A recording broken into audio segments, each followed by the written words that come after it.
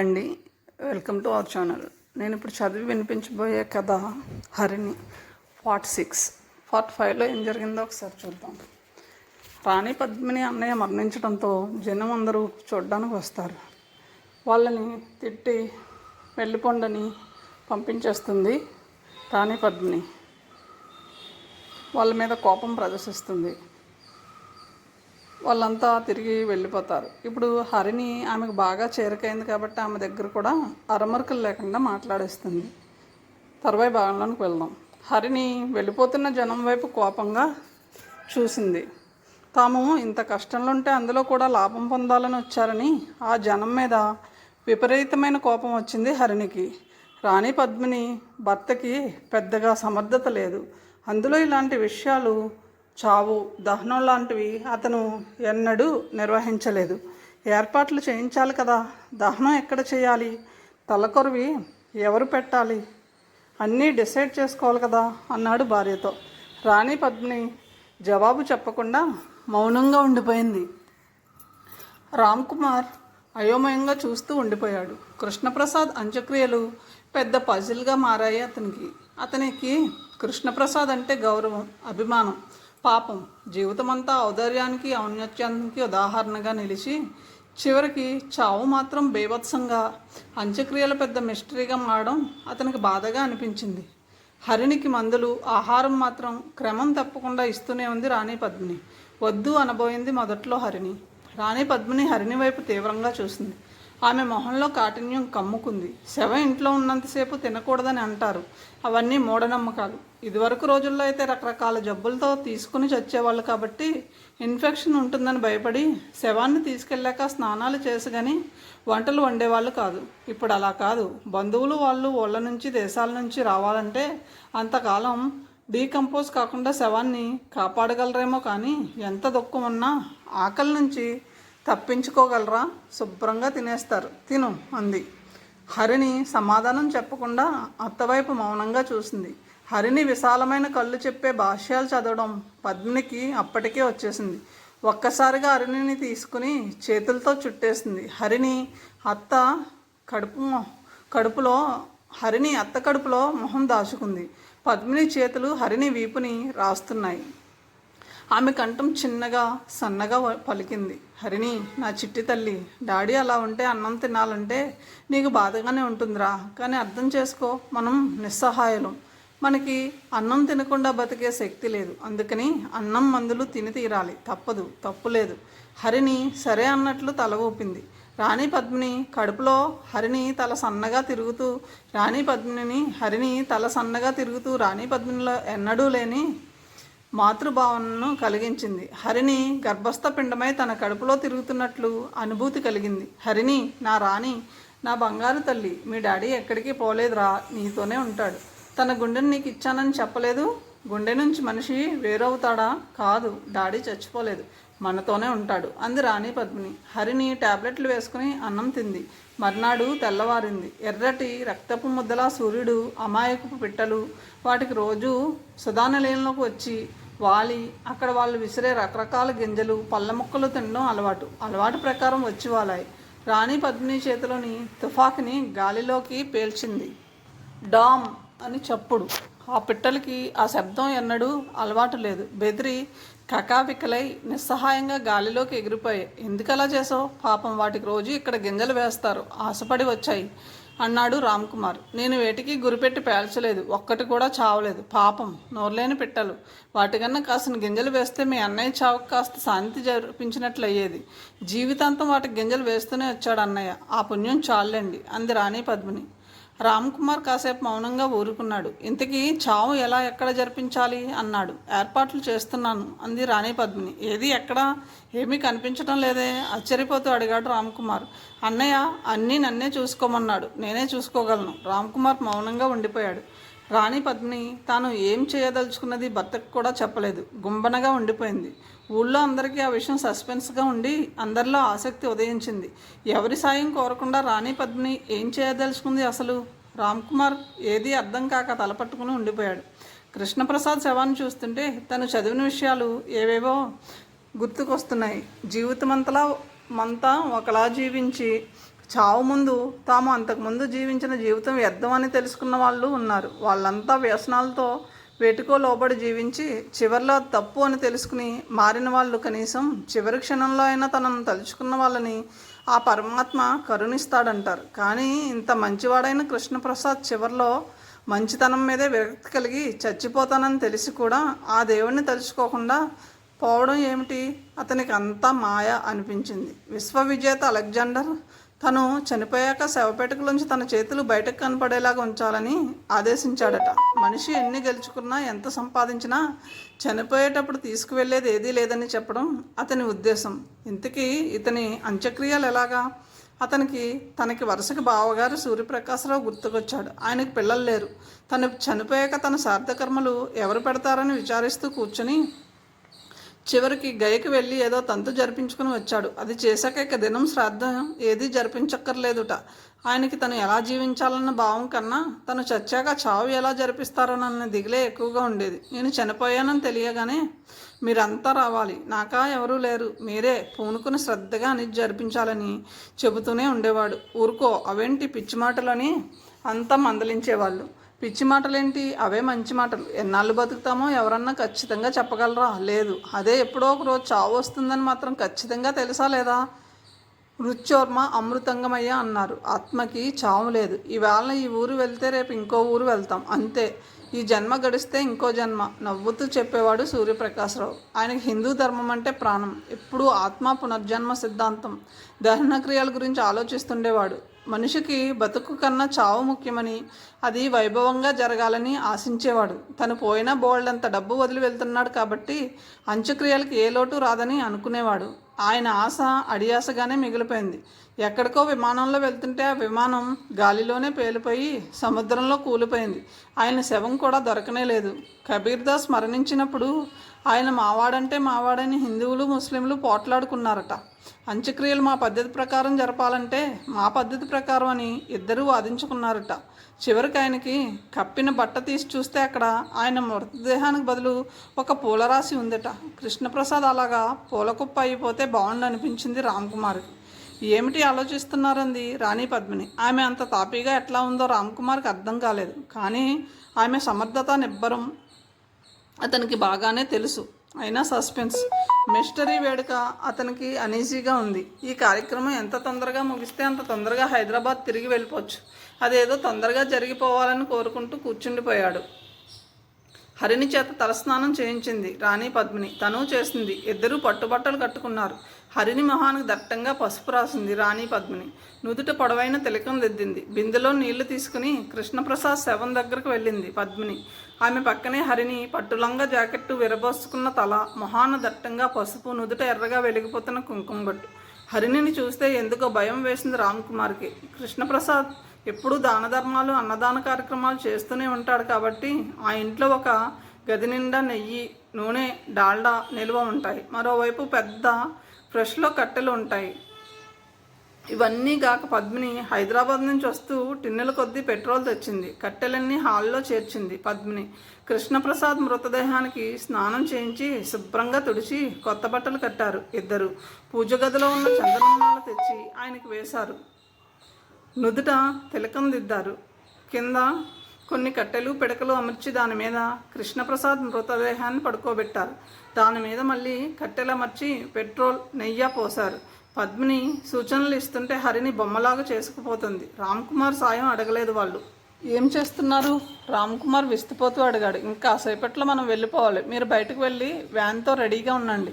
పద్మిని స్థిరంగా చూస్తూ చెప్పింది. పద్మిని, నువ్వు అసలు వెళ్ళండి. రాణి పద్మిని కంఠం ఆజ్ఞాపిస్తున్నట్లుగా ఉంది. రామ్కుమార్ చేసేది లేక బయటకు నడిచాడు. పద్మిని ఇంట్లో సామానంతా కుప్పగా పోసి అన్నిటి మీద పెట్రోల్ చల్లింది. కిరోసిన్ డబ్బాలు తెచ్చి పిచ్చి పెట్టినట్లు వెర్రి బలంతో ఊపుగా భవనం అంతా చల్లేసింది. పూల పరిమళాలతో అగరు సాంబ్రాణి సువాసనతో గుబాలించిపోయే సుధానిలయం పెట్రోల్, కిరోసిన్ వాసనలు కలిసిన వెగటు వాసనతో నిండిపోయింది. పద్మిని, హరిని, కృష్ణప్రసాద్ కాయానికి ప్రదక్షిణలు చేసి నమస్కారం చేశారు. పద్మిని ఒక కట్టెను అందుకుంది. దానికి చివర పెట్రోల్ పోసి చేత్తో పట్టుకుంది. హరిని వైపు సూటిగా చూసింది. ఆవేదన, కోపం, అసహనం నిండిన పద్మిని కళ్ళు ఎర్రగా జ్యోతుల్లాగా ఉన్నాయి.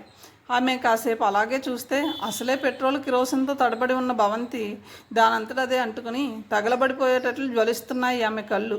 హరిణి, దీన్ని అంటించి నే చేతికిస్తాను. డాడీచ్చి నువ్వే అంటించాలి, అర్థమైందా? హరిణి తల ఊపింది.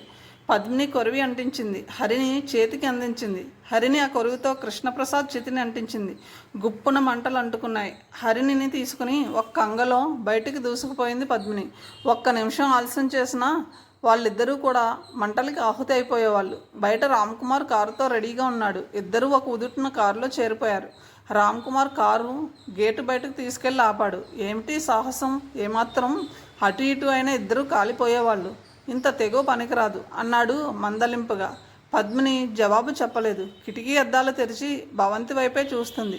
మనుషులు, పశువులు, పక్షులు అందరినీ ఆదరించి ఎప్పుడూ కలకల్లాడుతూ కనిపించే ఆ భవంతి మంటల్లో మండిపోతుంది. ఊళ్ళో జనం కూడా మంటలు చూసి నిర్ఘాంతపోయి అక్కడ పోగయ్యారు. ఏం చేయలేక నిస్సహాయంగా నిలబడిపోయారు. హరిని అత్త భుజానికి ఆనుకుని భవంతి వైపే చూస్తుంది. మంటల్లో మండిపోతున్న భవంతి, తను పుట్టి పెరిగిన భవంతి, ఆడుకున్న బొమ్మలు, సితార్, గిటార్ అన్నీ మండిపోతున్నాయి. వేటి గురించి ఆమె బాధపడలేదు. కానీ ఆ మంటల్లో కాలిపోతున్న తండ్రి, తిరిగిరాని తండ్రి, తల్లి, తండ్రి, గురువు, దైవం, సమస్తం అయిన తన కొండంత దేవుడు, ఇక ఆయన శరీరం కూడా తనకి కనిపించదు. తనకి అన్నం పెట్టి లాలించి జోలపాడి నిద్రపుచ్చిన తండ్రి, తనకి గుండె జబ్బు నయమై మామూలుగా తిరగాలని తపించిపోయిన నాన్న, తన కోసం కోటి దేవుళ్ళకి మొక్కిన డాడీ, ఈ ప్రపంచంలో కన్న తండ్రికి సాటి రాగల వ్యక్తి ఎవరు? అయ్యో డాడీ, నువ్వు మళ్ళీ కనిపించవా? హరిని గుండె ఆక్రోశించింది. డాడీ బోరున ఏడ్చింది. పద్మిని ఆమెని గుండెకి హత్తుకుంది. హరిని ఒళ్ళు కదిలిపోతుంది. వెక్కిళ్ళు పెడుతూ ఏడుస్తుంది. పద్మినికి కూడా ఏడుపు ఆగడం లేదు. ఆమె కూడా బోరున ఏడ్చేస్తోంది. కన్నీళ్లు జలజలా రాలి హరిని తల మీద పడుతున్నాయి. రామ్కుమార్ గుండె కదిలిపోయింది. ఏడవకు హరిని, ఏడవకు పద్మిని, నువ్వే ఏడిస్తే పాపం చిన్నపిల్ల ఇంకా బెదిరిపోతుంది అన్నాడు. పద్మిని కాసేపటికి తెప్పరిల్లి మౌనంగా భవంతి వైపు చూస్తూ ఉండిపోయింది. వెక్కిళ్ళు తగ్గాయి. తను భవంతి వైపు చూస్తుంది. మంటలు లేస్తూనే ఉన్నాయి. ఆ మంటలు హరిని గుండెల్లో ఆరని మంటల్ని రేపాయి. దాదాపు 2 గంటల సేపు అక్కడే ఉండిపోయారు వాళ్ళు. అంతా తగలబడిపోయి ఉంటుందని నమ్మకం కుదిరాక ఇక బయలుదేరదామన్నట్లు భర్త వైపు చూసింది రాణి పద్మిని. వ్యాన్ వేగంగా ముందుకు దూసుకుపోయింది. ఇలా చేస్తావనుకోలేదు అన్నాడు రామ్కుమార్. అప్పటికి వాళ్ళు చాలా దూరం వచ్చేశారు. కాసేపు రిలాక్స్ అవుతున్నాడు అతను. పద్మిని మాట్లాడలేదు. దూరంగా కూర్చొని తన ఒళ్ళో పడుకున్న హరిని తల నిమురుతుంది. అసలు ఇలా చేయకూడదు అన్నాడు అతను. పద్మిని చివ్వున తలెత్తి అతని వైపు చురుగ్గా చూసింది. అంటే మీరు జగద్గురు ఆదిశంకరాచార్య చేసింది తప్పంటారా అంది. రామ్కుమార్కి ఆధ్యాత్మిక ప్రపంచంతో పెద్ద పరిచయం లేదు. తన బిజినెస్ ఏంటో తనేంటో తప్ప ఇంకో ప్రపంచం అతనికి తెలియదు కూడా. కానీ తండ్రి నరసింహప్రసాద్ ఆధ్యాత్మికత గురించి పద్మినికి చిన్నప్పుడు కృష్ణప్రసాద్తో కలిసి నూరిపోశాడు. రామ్కుమార్ పద్మిని వైపే చూస్తున్నాడు. పద్మిని మొహంలో ఇప్పుడు దుఃఖం లేదు. ఎప్పటిలాగే ఏ భావం కనిపించడం లేదు. శిలలా ఉంది. ఆమె కళ్ళలో మాత్రం ఎప్పుడూ లీలగా కనపడుతుండే కర్కసత్వం. హరిని చుట్టూ చేతులు వేసి పట్టుకుని ఉంది. ఆ చేతులను అలా పెనవేయడంలో అదో మాదిరి దృఢత్వం, పట్టుదల. పద్మిని ఏ పని చేసినా దాని అంత చూసి కానీ వదలదు. అందుకే కాబోలు కృష్ణప్రసాద్ తన ప్రాణానికి ప్రాణమైన కూతుర్ని ఆమెకు అప్పగించి నిశ్చింతగా ప్రాణం వదిలాడు అనుకున్నాడు రామ్కుమార్. ఇందులో నేను కొత్తగా చేసిందేం లేదు అంది పద్మిని. జగద్గురువు ఆదిశంకరాచార్య సన్యాసం స్వీకరించాలనుకున్నప్పుడు తల్లికి ఆమె మరణ సమయంలో తాను ఎక్కడున్నా వస్తానని మాట ఇచ్చాడు. అలాగే ఆమె మరణకాలం ఆసన్నమైనప్పుడు ఆయన వచ్చాడు. కానీ సన్యాసం స్వీకరించిన వాడికి ఆ ఇంటికి తిరిగి వచ్చే అధికారం లేదు. అందుకని ఊళ్ళో వాళ్ళంతా ఆక్షేపించి వెళ్ళిపోయారు. తల్లికి ఇచ్చిన మాటకి కట్టుబడి శంకరాచార్యుల వారు ఆమె దహనకాండ తానే జరిపించాలని నిశ్చయించుకున్నారు. ఇంట్లోనే ఆమె దేహాన్ని నుంచి ఎవరి సాయమూ లేకుండా ఇంటికి నిప్పు పెట్టి ఆమె దహనం జరిగిపోయేలా చూశాడు అంది రాణి పద్మిని. రామ్కుమార్ మౌనంగా విన్నాడు. తర్వాత ఏం చేస్తావు మెల్లగా అడిగాడు. చూస్తాను, అక్కడే ఆ స్థలంలోనే ఒక సమాధి కట్టించాలని ఉంది అంది పద్మిని. హరిణిని మామూలు మనిషిని చేయడం అత్యంత దుర్లభమైన కార్యం అయ్యింది పద్మినికి. హరిణి దేనికి పేచి పెట్టడం లేదు. పద్మిని చెప్పినట్లే వింటుంది. ఏం చేయమంటే అది చేస్తుంది. కానీ మనిషి 100 ఏళ్ళు నిండిన ముదిగవ్వలా తయారయ్యింది. అదో మాదిరి శాంతం, ఏది పట్టనట్లు నిర్లిప్తత. పద్మిని సైక్రయాటిస్ట్ని సంప్రదించింది. చిన్నపిల్ల పాపం, తట్టుకోలేని పరిస్థితులు ఎదురయ్యాయి. ఒంటరిగా ఉండకుండా అన్ని చోట్లకి తిప్పుతూ ఉండండి అన్నాడు ఆయన. అది మళ్ళీ మామూలు మనిషి అయ్యేటట్లు కనిపించడం లేదు. నాకెందుకో దాన్ని చూస్తే భయం వేస్తుంది అంది రాణి పద్మిని. సైక్రియాట్రిస్ట్ పద్మిని హరిణి గురించి చెప్పినప్పుడే అన్ని వివరాలు అడిగాడు. హరిణి గురించి పూర్తి అవగాహనకు వచ్చాడు. అనవసరంగా వర్రీ అవ్వకండి, మెల్లగా అందరి పాపల్లాగే తయారవుతుంది అన్నాడు. రాణి పద్మిని మౌనంగా ఉంది. చూడండి, మీకు పాప గురించి బాగా తెలుసు. ఆమె స్వతహాగా సున్నిత మనస్కురాలు. ఒక ప్రశాంత వాతావరణంలో స్వచ్ఛమైన తటాకంలో నీటిలా హాయిగా గడిపింది. అంతవరకు లోకంలో మంచిని, ఔదార్యాన్ని మాత్రమే చూసిన ఆమెకి ఒక్కసారిగా లోకంలో దుర్మార్గం అంతా బట్టబయలేసరికి తట్టుకోలేకపోయింది. లోకుల మనసులో గరలను చూసిన ఆ పాప గుండె పాషాణంలా మారింది. అందుకే తండ్రి చావుని, భయంకరమైన అంత్యక్రియల్ని చూసి కూడా చలించలేదు. కానీ ఇది తాత్కాలికం. ఆమె మనసు ఒరిజినల్గా సున్నితమైంది, వెన్నలాంటిది. మళ్ళీ ఆ సున్నితత్వం తన్నుకుని పైకి లేచి ఆమెని నిర్లిప్తంగా మార్చి ఉంటుంది. ఆ సున్నితత్వం ఇంకా ఇంకా పైకి వచ్చేస్తుంది. అప్పుడు మళ్ళీ అన్ని స్పందనలు మొదలవుతాయి. అప్పుడు పాప మళ్ళీ తుల్లుతూ ఆడుకునే మామూలు పాప అయిపోతుంది అన్నాడాయన. పద్మిని వింటుంది. ఆమె ఆలోచనలు ఎటో పోతున్నాయి. ఇలాగే జరుగుతుందా అడిగింది. డాక్టర్ ఆమె వైపు నవ్వుతూ చూశాడు. ఇలాగే జరగవచ్చు, కానీ జరిగి తీరుతుందా అంటే ఇవన్నీ మనసుకు సంబంధించిన విషయాలు. అందరూ ఒకేలా రియాక్ట్ అవ్వరు అన్నాడు. మనసు మనిషికి దేవుడిచ్చిన గొప్ప వరం. పెద్ద శాపం మనసు. మాయల గుర్రం లాంటిది మనసు, చిత్రమైనది మనసు. అంత గొప్ప సైకియాట్రిస్ట్ కూడా పద్మిని మనసులో చెలరేగుతున్న ఆలోచనలు పసిగట్టలేకపోయాడు. ఆయన ఏమాత్రం పసిగట్టినా వద్దు అని గట్టిగా వారించేవాడు. పద్మిని చాలా గొప్ప మనిషి. ఆమె కావాలనుకుంటే తన మొహంలో గొప్ప కర్కసత్వం, క్రూరత్వం ప్రదర్శించగలదు. వద్దనుకుంటే రాతి బొమ్మ మొహంలో ఏ భావము లేకుండా ఉంచుకోగలదు. నిశ్చలంగా ఉన్న ఆమె మొహంలో డాక్టర్కి ఏ భావం కనిపించలేదు. పాప తొందరలోనే నార్మల్గా అవుతుంది, డోంట్ వర్రీ ప్లీజ్ అన్నాడు. పద్మిని తల ఊపి ఊరుకుంది. రాణి పద్మిని ఎవరిని నమ్మదు, ఆఖరికి డాక్టర్ని కూడా. మనకు తెలియని విషయాల్లో నిపుణులు చెప్పింది నమ్మక తప్పదు. కాబట్టి రాణి పద్మిని తనకు పూర్తిగా తెలియని విషయం అంటూ లేకుండా అన్ని రంగాల్లోనూ కొద్దిగా గొప్ప విజ్ఞానాన్ని సంపాదించేసుకుంది. ఇంకా తెలుసుకోవాలంటే స్వయంగా పుస్తకాలు చదివి తెలుసుకుంటూ ఉంటుంది. అలాగే వైద్య రంగంలోనూ మానసిక శాస్త్రంలోనూ రాణి పద్మినికి కొంత పరిజ్ఞానం ఉంది. డాక్టర్ చెప్పింది ఆమెకు అర్థమైంది. హరిని తాత్కాలికంగా బండగా మారినా ఆమె అసలు తత్వానికి త్వరలోనే రివర్ట్ అవుతుంది. కానీ రాణి పద్మిని డాక్టర్ దగ్గర సెలవు తీసుకుని బయటకు వచ్చి కారు స్టార్ట్ చేసింది. రద్దీగా ఉన్న ట్రాఫిక్లో కారుని చురుగ్గా తేలిగ్గా నడిపేస్తూ ఆలోచిస్తోంది. హరిని త్వరలోనే మళ్ళీ సెన్సిటివ్ గర్ల్ అయిపోతుంది. హరిని అలా అవడం రాణి పద్మినికి ఇష్టం లేదు. అలా అయితే ఇంకేం ప్రయోజనం? అది మళ్ళీ తండ్రిలాగే తయారవుతుంది. సున్నితమైన మనసు ఉండి అన్నిటికీ బాధపడుతూ అన్నయ్య ఎంత క్షోభ అనుభవించాడో తనకు తెలుసు. అది కృష్ణప్రసాద్ కూతుర్లా కాదు, రాణి పద్మిని మేనకోడలుగా మారాలి. అప్పుడే తను అన్నయ్యకి ఇచ్చిన మాట నెరవేర్చుకోగలదు. హరిని, రేపు మనం ఫారెస్ట్కి వెళ్తున్నాం అంది రాణి పద్మిని. ఫారెస్ట్కా? ఎందుకు? హరిని ఆశ్చర్యంగా అడిగింది. ఒక స్పెషల్ టైప్ చెట్టు ఉంది అక్కడ, దాని వేరు తెచ్చుకోవాలి. ఎందుకు? అది వేడి నీళ్ళలో వేసి కషాయం కాసి తాగితే గుండెకి బోల్డంత బలం వస్తుంది. మనిషికి దేన్నైనా భరించగల శక్తి వస్తుంది. అది ఎవరి కోసం? అత్త, నీకోసమే తల్లి, హరిని బొగ్గ మీద ముద్దు పెడుతూ చెప్పింది రాణి పద్మిని.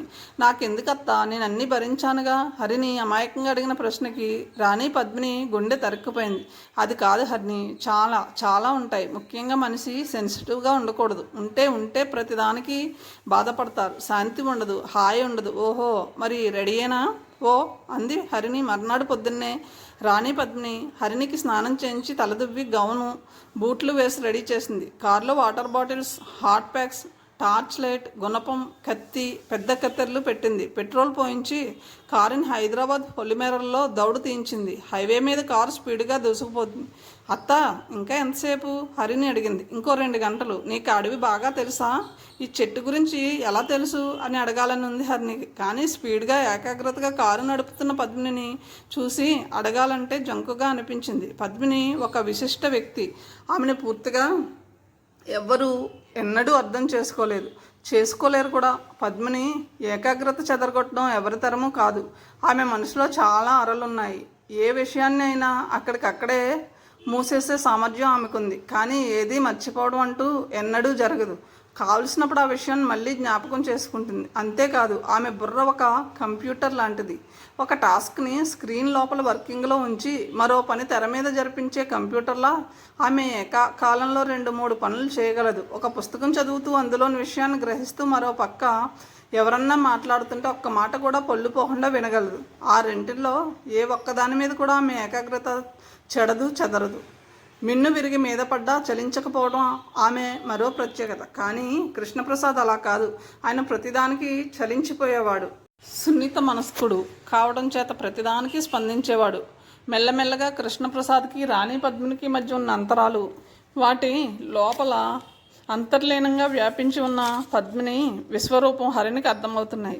అత్త అంటే ఆరాధన పెరిగిపోతుంది. హరిణి, నాకు ఆ చెట్టు గురించి ఎలా తెలుసాను కదా నీ సందేహం. అత్త తన మనసులోని భావాన్ని చదివినట్లే అడగడం హరిణికి ఆశ్చర్యం కలిగించింది.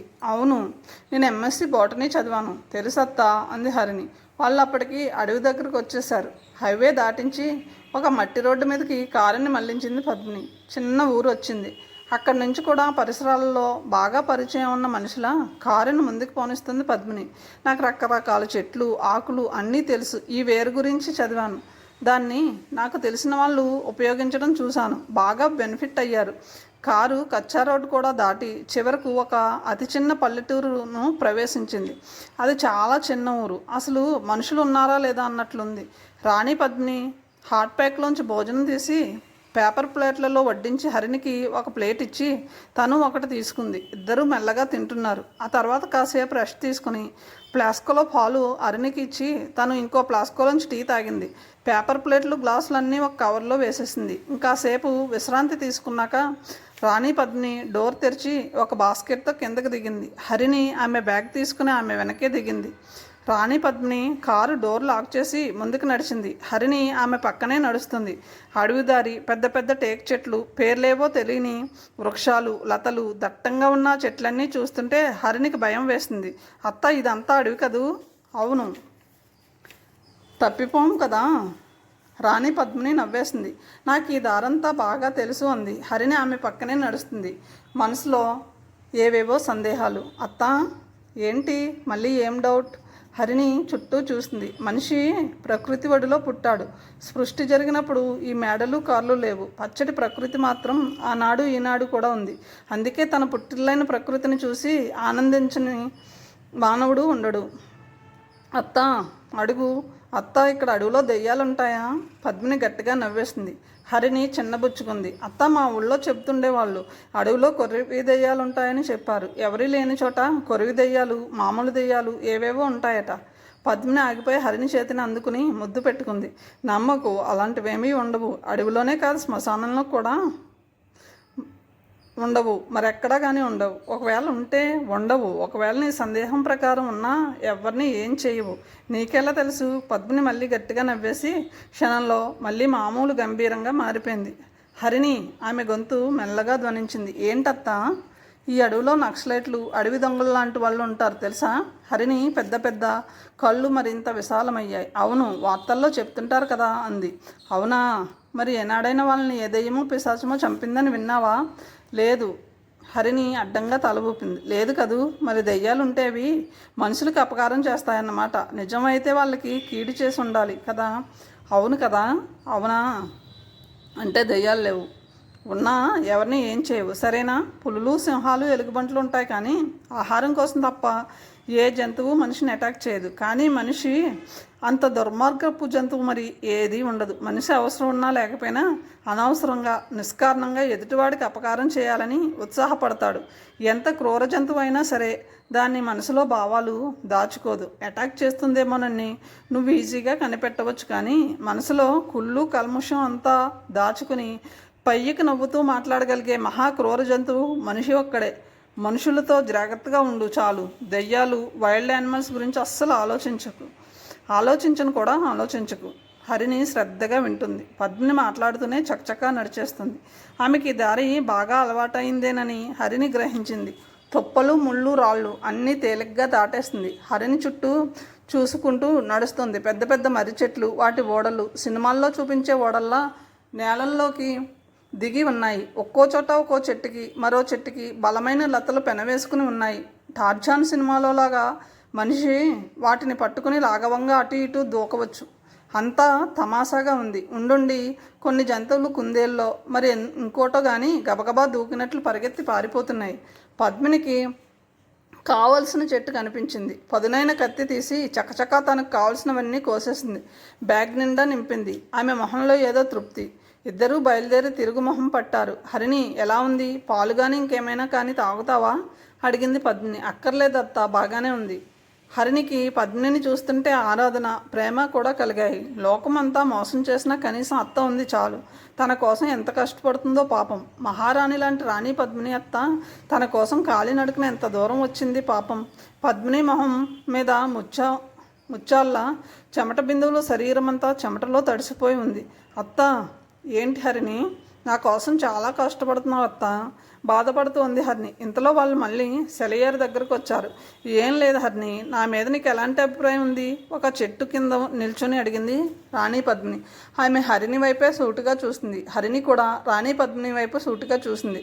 అత్త, నువ్వు తప్ప నాకెవ్వరూ లేరు, ఎవరూ అక్కర్లేదు కూడా అంది. రాణి పద్మిని కళ్ళు తృప్తితో మెరిశాయి. చాలు హరిణి, నేను చెప్పినట్లు విను చాలు, నిన్ను అద్భుత వ్యక్తిని చేస్తాను అంది రాణి పద్మిని కంచు కంఠంతో. ప్రకృతి మాత వడి ఏటి జలజల ఆకుల గలగల, ఎటు చూసినా పచ్చదనుపు మిలమిల. వాటి మధ్య హరిణికి ఆ మాటలు వేద మంత్రాల్లా వినిపించాయి. మంత్రాల ఘోష తన చెవుల్లో మారుమోగుతున్నట్లు, తాను మంత్రముగ్ధ అయిపోయినట్లు అనిపించింది. రాణి పద్మిని వైపే చూస్తూ ఉండిపోయింది. రాణి పద్మిని హరిణి చేతిని తన చేతిలోకి తీసుకుంది. ఆమె కళ్ళు పట్టుదలతో, ప్రేమతో మెరుస్తున్నాయి. అత్త, నువ్వు తప్ప నాకెవరూ లేరా అన్న మాటలు శిలలాంటి ఆమె గుండెని కరిగించాయి. నేనున్నాను హరిణి, నీకు నేనున్నాను అనుకుంది. అత్త, అందరూ డాడీని ఎలా మోసం చేశారో తలుచుకుంటే భయం వేస్తుంది అంది హరిణి. నీకు ఏ భయమూ లేకుండా చేస్తాను అంది రాణి పద్మిని. ఎలా? హరిణి ఆశ్చర్యంగా చూసింది. చెప్పను, ఇక నుంచి నేను నీకు ప్రిసెప్టర్ని, నేను చెప్పింది వింటూ ఉంటే చాలు అంది రాణి పద్మిని. ఇద్దరూ మళ్ళీ నడుస్తున్నారు. చెట్లు ఊగుతున్నాయి. గాలి రివ్వున వీస్తుంది. ఎండుటాకుల మీద వాళ్ళ పాదాల పడ్డప్పుడు గలగలమని శబ్దం, ఉండుండేవో చప్పుళ్ళు, ఏదో జరజర పాకినట్లు. ప్రాచీన కాలంలో గురువు వెంట శిష్యుడు వెళ్ళినట్లు పద్మిని వెంటనే నడుస్తుంది హరిణి. చీకటి పడే లోపలే ఇద్దరు కారు దగ్గరకు చేరుకున్నారు. కారు వేగంగా హైదరాబాద్ వైపు దూసుకుపోయింది. ఈ రోజుల్లో డాషింగ్, డేరింగ్, డైనమిక్గా మాత్రం ఉంటే చాలదు, డెవిలిష్గా కూడా ఉండాలి. పాఠం చెప్పినట్లు బోధించింది Rani Padmini. Positive way of thinking ఉండాలి. అడవికి వెళ్తున్నప్పుడు అడిగావు చూడు, అక్కడ పుల్లుంటాయా, దెయ్యాలుంటాయా అని. అవి ఉంటాయేమోనని భయపడితే వెళ్ళగలిగే వాళ్ళమా? మనిషికి తెగింపు ఉండాలి, గుండె బలం, కండబలం కూడా ఉండాలి అంది రాణి పద్మిని. మరి నాకు అవి లేవుగా. హరిణి పిక్కమొహం వేసింది. రాణి పద్మిని చిరునవ్వు నవ్వి ఊరుకుంది. మర్నాటికల్లా రాణి పద్మిని హరిణి గుండె బలం పెంచి ఆ గుండెని రాతి బండలా చేయడానికి కార్యక్రమం సిద్ధం చేసింది. పొద్దున్న హరిణి లేచి బ్రష్ చేసుకుని పాలు తాగింది. అలా వెళ్దాం రా అంది రాణి పద్మిని. బంగ్లా లోపల రోడ్డు ఉంది. ముందు వైపు కూడా గేటు దాటాక సిమెంట్ రోడ్డు, దానికి రెండు వైపులా చెట్లు ఉంటాయి. లోపల వైపు ఒక చోట కూర్చోవడానికి రాళ్ళు, సిమెంట్ సోఫాలు ఉన్నాయి. బంగ్లా వెనక వైపు తోటలో సిమెంట్ తిన్నె ఉంది. మాంసం ఫ్రెష్గా ఉండాలని కోళ్ళు, మేకలు అక్కడే కోస్తుంటారు. నీటి పంపులు కూడా అక్కడ ఉన్నాయి. కృష్ణప్రసాద్ పూర్తి అహింసవాది, మాంసం తినేవాడు కాదు.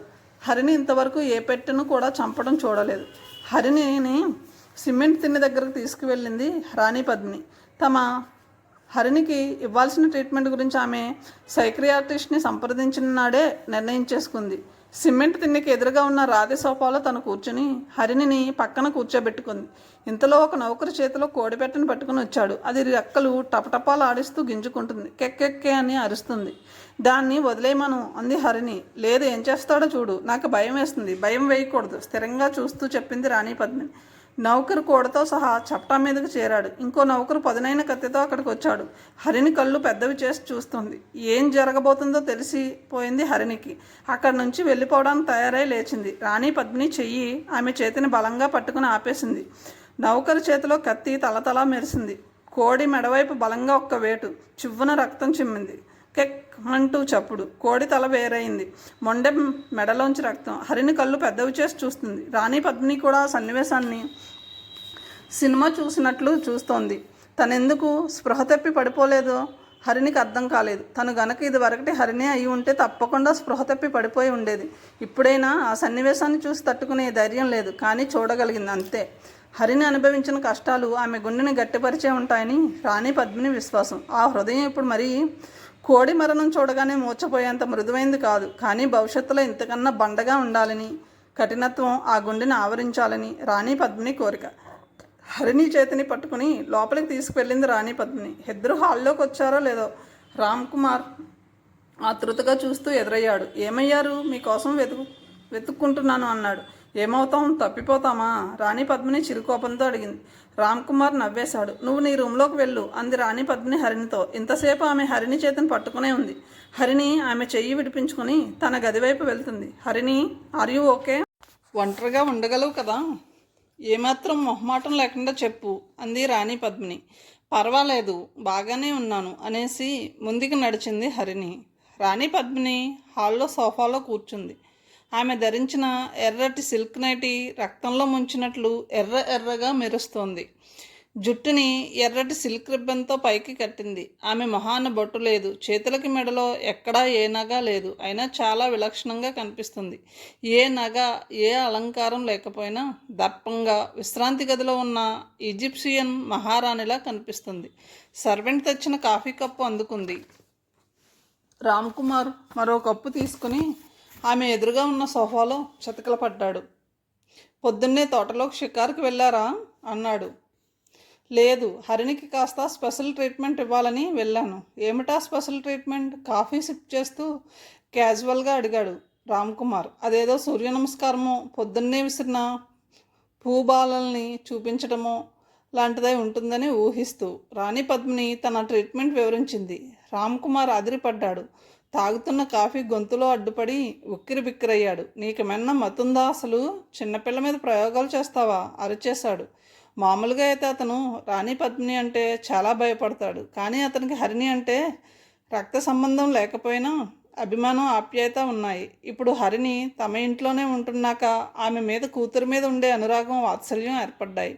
బాగానే మతి ఉంది. ఇది నేను తొలిసారిగా చేస్తున్న ట్రీట్మెంట్ కాదు. మనుషుల గుండెలను మొద్దుబార్చి సున్నితత్వం తగ్గించడానికి ఇదివరకు చాలామంది చేశారు అంది రాణి పద్మిని నిర్లక్ష్యంగా. నువ్వు చూసావా? కళ్ళతో చూడలేదు కానీ విన్నాను, పుస్తకాల్లో చదివాను. ఏదో చెప్తారు, ఇంకేవో రాస్తారు. ఇట్లా ఎవ్వరూ చేయరు. ఇప్పుడే అలా అంటున్నారు. ముందు ముందు చేయబోయేవి వింటే రాణి పద్మిని సగంలో ఆగిపోయింది. అవి ఇంకా భయంకరమైనవా? రామ్ కుమార్ బెదిరిపోతూ అడిగాడు. విని మీరే చెప్పాలి అంది రాణి పద్మిని. ఏమిటో చెప్పు. రాణి పద్మిని చెప్పినవి విని రామ్ కుమార్ కొయ్యబారిపోయాడు. వద్దు పద్మిని, అట్లా చెయ్యకు. పాపం అసలే హరిణి బెదిరిపోయి ఉంది. ఇవన్నీ చేస్తే ఆమె గుండె చెదిరిపోతుంది. ఏమీ కాదు తెగింపుగా చెప్పింది రాణి పద్మిని. అంత రిస్క్ తీసుకోవడం మంచిది కాదు. ఏ అనర్థం జరుగుతుందో ఏమో. అసలే హార్ట్ ఆపరేషన్ అయిన మనిషి, ఆ పైన తండ్రికి జరిగినవి. నువ్వు చేసే ఈ ఘోర విపరీత ప్రయోగాలు తట్టుకోలేక ఆ చిన్న గుండె ఆగిపోతే? ఆవేశంగా ప్రశ్నించాడు రామ్ కుమార్. ఆగిపోతే పోనిండి, రాణి పద్మిని లెక్కలేనట్లు చూస్తూ చెప్పింది. అంటే మీ అన్నయ్యకి ఇచ్చిన మాట తప్పుతావా?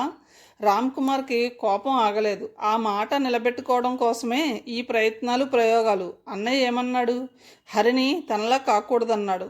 దాని మనసు దృఢం అయ్యేలా చేయమన్నాడు. దానికి తనలా సున్నితమైన మనసు ఉండడానికి వీల్లేదు అన్నాడు. ఈ ప్రయత్నంలో హరిణి గుండె తట్టుకోలేక షాక్ అయ్యి చచ్చిపోతే పోనీండి. హరిణి ఉంటే గట్టిగా ఉండాలి, లేకపోతే చావనన్నా చావాలి.